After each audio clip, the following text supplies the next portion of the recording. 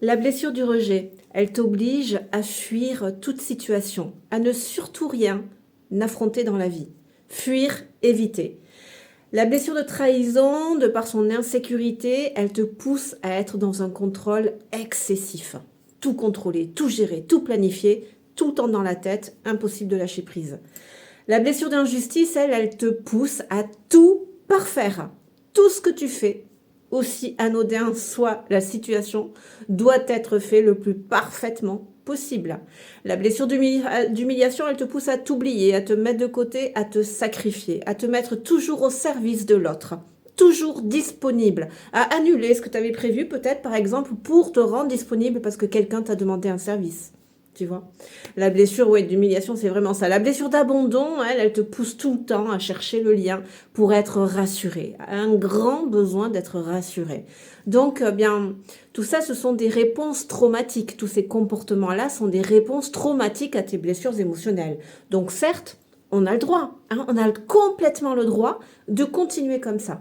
Mais il faut vraiment avoir conscience que là, je deviens de la nourriture pour mes blessures émotionnelles, tu vois. Donc, par voie de conséquence, elles grossissent, elles se renforcent et elles ont de plus en plus de pouvoir sur moi.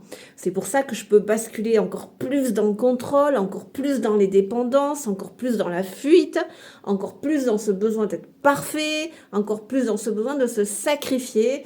Et au bout d'un moment, ça finit mal, hein, des problèmes de santé, des burn-out, des dépressions, ça finit mal.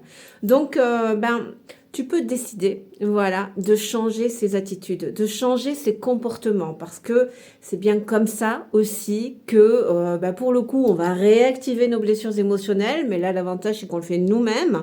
Donc, tu vois, on va apprendre à dire non, on va arrêter de fuir, on va affronter les situations, on va dire ce qu'on a sur le cœur, on va lâcher prise sur le contrôle. Ça va réveiller cette insécurité, mais justement, ça m'invite à la traverser et à ce que je comprenne par moi-même que je suis capable de traverser ces répercussions émotionnelles qui s'activent en moi. Et en plus, comme je suis en conscience, je peux rassurer, je peux communiquer avec mon monde intérieur pour lui dire, lui assurer de me faire confiance, que je trouverai les solutions, les bonnes solutions pour bien rebondir. Cesser d'être parfait, voilà, cesser d'être sous cette pression d'exigence et commencer à s'écouter, à écouter davantage son cœur et son véritable rythme plutôt que la pression d'exigence qui découle de la blessure d'injustice, tu vois. Donc, de par ces comportements-là, s'affirmer, ne plus fuir, développer l'affirmation, voilà, l'autonomie aussi, apprendre à faire des choses seul avec soi-même pour apprécier sa présence, pour apprendre à apprécier sa présence, apprendre à dire non, cesser de s'oublier, de se sacrifier, lâcher prise sur le contrôle, lâcher prise sur ce besoin d'être parfait. Eh bien, c'est là que mes mémoires, mes blessures émotionnelles s'activent. Mais ce que j'ai envie de te dire, c'est que justement, si tu traverses ces répercussions émotionnelles, c'est bien là que tu rentres en détox. Ton cerveau, tes mémoires, en fait, sont convaincus que tu n'as pas les ressources, que tu n'as pas les capacités pour traverser ces émotions. Et pour le coup, une fois traversé, pour retrouver un équilibre plus sain pour toi, tu vois. Donc, tout le travail de déconditionnement, il est là. Tu vois, au contraire, il n'y a pas d'autre moyen. Il n'y a pas d'autre moyen que pour soigner sa blessure de rejet, d'être confronté au rejet.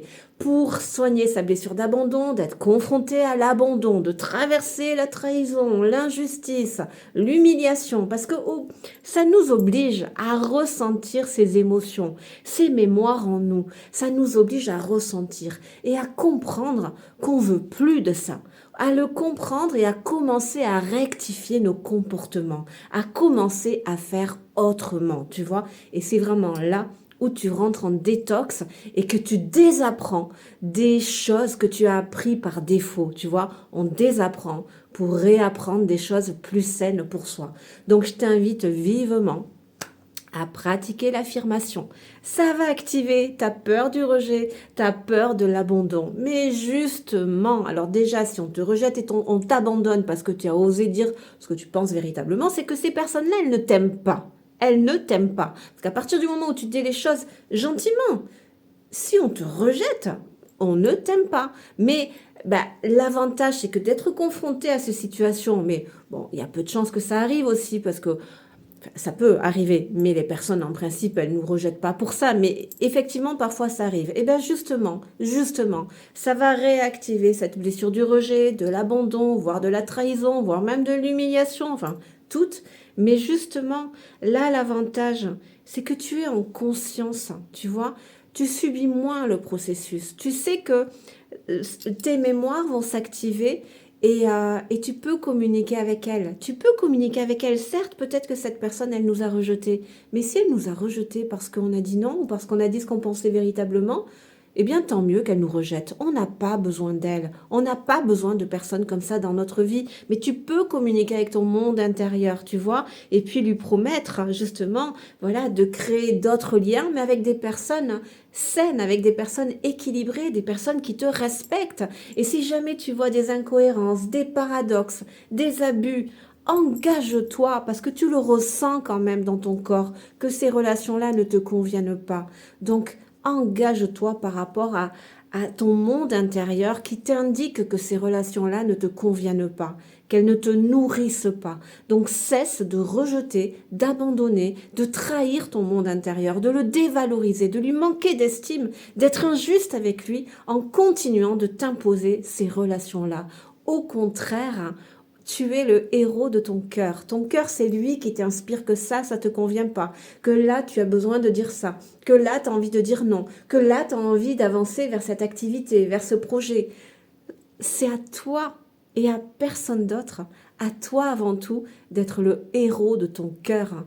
Tu vois, à braver les peurs à ton rythme, mais pour le réaliser, pour l'exaucer, c'est à toi d'être le héros de ton cœur. Et après, tu attireras. Par voie de conséquence, ça se manifestera, ça se matérialisera. Tu attireras ton héros, ton héroïne. Mais de toute façon, ça, c'est une cerise sur le gâteau. Parce qu'à partir du moment où toi, tu deviens ton propre héros, ta propre héroïne, ça te nourrit profondément à l'intérieur de toi.